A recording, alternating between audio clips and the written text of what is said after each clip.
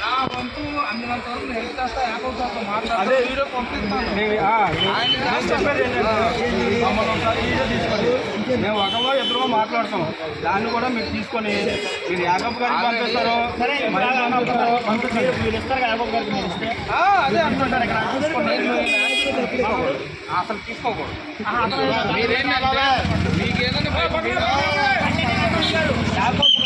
మీకు ఇస్తాను.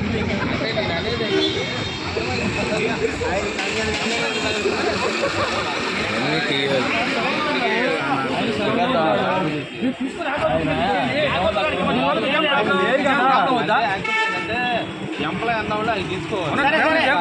మాట్లాడతా ఆగోపుతాడు. సరేనా తీసుకొని నేను చెప్తాను ఆగోపుతాడు.